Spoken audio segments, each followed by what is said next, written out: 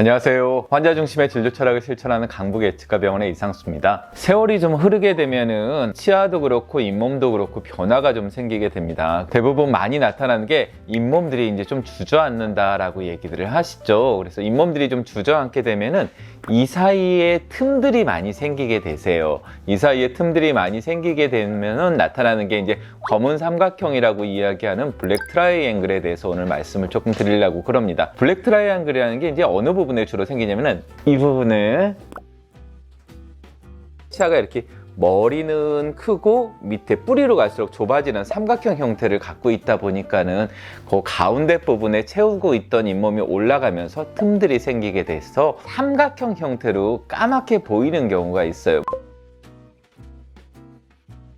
잇몸의 외형을 바꿀 수는 없지만 치아의 외형을 바꿔주는 거죠. 이를 전체를 씌워주는 크라운 같은 경우에는 물론 치아를 좀 삭제해야 된다는 그런 부담감이 있거나 안타까운 부분들이 있지만, 만약에 이제 충치 치료를 해야 되거나 아니면은 치아가 이렇게 좀 삐뚤어져 있어갖고 모양도 바꾸고 블랙 트라이앵글도 없애는 방법이 있어요. 물론 어떤 분들은 그런 얘기 하시는 분들이 있어요. 야, 치과 의사가 이 치아를 보호를 해줘야지, 너 돈 벌려고 남의 몸에 상처를 입히는 거 아니냐, 그렇게 말씀하시는 경우들도 있는데 그거랑은 좀 다른 겁니다. 요즘 같은 경우에는 기능적인 부분들도 굉장히 중요하지만 심미적인 부분들도 굉장히 중요한 부분이고, 오히려 자신감을 치료하고 그런 굉장히 중요한 치료라고 생각을 하거든요.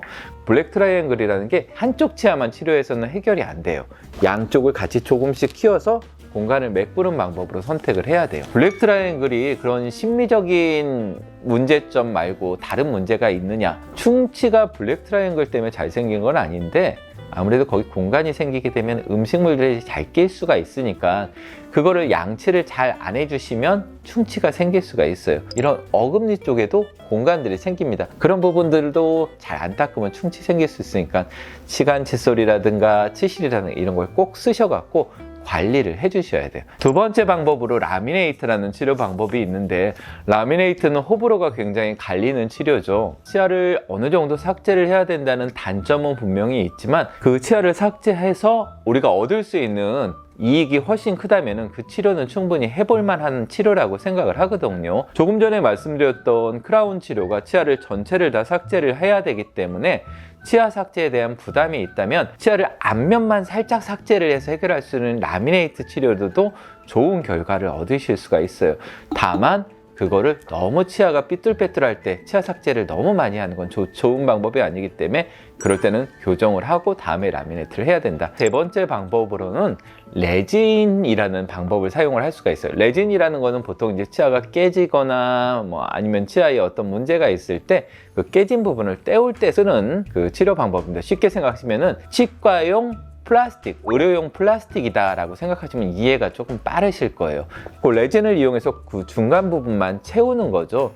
채워갖고 공간을 메꾸는 방법이 있을 수가 있어요. 장점은 치아를 거의 삭제를 안 하기 때문에 치아를 그대로 보존을 할 수 있다는 게 가장 큰 장점이고, 단점으로 얘기를 할 수 있는 거는 이게 이제 아무래도 고분자 화합물이다 보니까는 수분을 좀 흡수를 하거나 그러면서 부피가 좀 커지거나 아니면은 착색 물질들을 좀 흡수를 할 수가 있어서 나중에 착색이 될 수가 있어요. 그런 경우에는 나중에 착색이 좀 깊지 않으면 살짝 그 겉표면만 깎아내서 착색을 벗겨낼 수도 있고, 너무 심할 때는 완전히 그냥 다 털어내고 제거를 하고 다시 레진을 할 수도 있어요. 이런 단점은 있을 수가 있지만 치아를 건들지 않으니까 1차적으로는 많이 좀 권해드리는 방법입니다.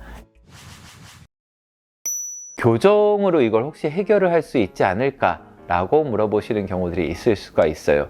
근데 블랙 트라이앵글은 기본적인 일반적인 교정 갖고는 해결이 가능하지는 않습니다. 왜냐하면 치아가 이게 위에는 붙어 있고 밑에가 공간이 있는 거라서 위에를 그냥 놔둔 채로 밑에를 붙일 수가 없어요. 이거를 해결할 수 있는 방법이 스트리핑이라는 방법이 있어요. 치아 옆면을 좀 삭제를 하는 거예요.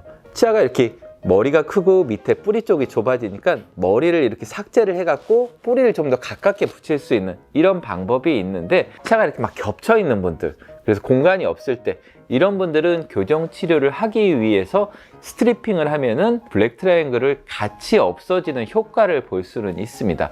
하지만 블랙 트라이앵글을 없앨 목적으로 이렇게 교정을 하거나 스트리핑을 하지는 않아요. 교정이 끝나게 되면은 치아와 치아 사이에 공간들이 조금 커지는 경우들이 많이 있어요. 잇몸뼈라든가 이런 것들이 주위 치아에 맞춰서 다 형성이 되어 있어요. 근데 교정을 하게 되면은 얘가 이렇게 잇몸뼈가 있는 자리에서 옆으로 이동을 하게 되겠죠. 그래서 원래 얘가 제 짝이 아닌 잇몸 쪽으로 간다고 생각을 하시면 이해가 빠르세요. 그러다 보니까는 잇몸이랑 치아랑 이게 균형이 안 맞아갖고 공간들이 좀 생기는 경우들이 있는데, 젊었을 때 교정을 할수록 이 공간들이 없어질 가능성이 굉장히 큽니다. 왜냐면은 잇몸뼈가 다시 리모델링이 되면서 치아가 옮겨간 위치에 다시 형성이 되기 때문에 젊으면 젊을수록 이런 블랙 트라이앵글이나 이런 부분들이 교정을 해도 안 나타나는 경우가 많습니다. 다만 나이가 있어서 교정을 하시게 되면은 신체의 리모델링이나 이런 것들이 그렇게 활발하지 못하다 보니까는 잇몸이 치아의 위치에 맞춰서 리모델링이 잘 안 되는 경우들이 있어요. 그러다 보면 공간들이 좀 생길 수가 있어요. 블랙 트라이앵글이 생길 수 있는 또 다른 원인은 잇몸이 안 좋았을 때 그런 일들이 생길 수가 있습니다. 치주 질환이 생기게 되면은 잇몸뼈가 녹아내리는 질환입니다. 잇몸뼈가 녹게 되면은 결국에는 가죽도 따라서 이렇게 내려가기 때문에 공간이 좀 커질 수가 있죠. 그래서 대부분 중장년층 이후에 잇몸 안 좋은 분들이 이 공간들이 많이 커져 갖고 오시는 경우들이 많습니다. 그래서 그런 경우에는 잇몸이 안 좋기 때문에 잇몸 치료를 하고, 그 다음에 말씀드렸던 뭐 보철 치료라든가 이런 것들이 좀 진행이 되는 경우들이 있고요.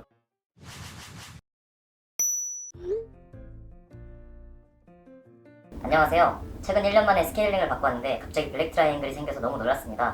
그런데 몇 시간 후 다시 확인해보니 블랙 트라이앵글이 보였던 자리가 멀쩡히 돌아와 있었어요. 이런 경우는 왜 그런 걸까요? 스케일링을 받았을 때 블랙 트라이앵글이 생겼다는 얘기는 거기에 원래 블랙 트라이앵글이 있는 상태였는데 거기에 치석이 가리고 있었던가, 아니면은 본인이 그동안 모르고 지냈던 거죠. 왜 모르고 지냈냐면 침이 수막을 형성을 하면서 거기를 막기 때문에 그게 잘 안 보입니다. 평상시에는 그렇게 눈에 잘 띄거나 그러지는 않습니다. 보통 한 20대 좀 넘어가시거나 이런 분들도 거울 보고 침들 이렇게 다 빨아들여서 이렇게 보시면 조금 보이는 분들이 좀 있을 수가 있어요. 이미 블랙 트라이앵글이 보인다면 치간 칫솔을 꼭 쓰세요.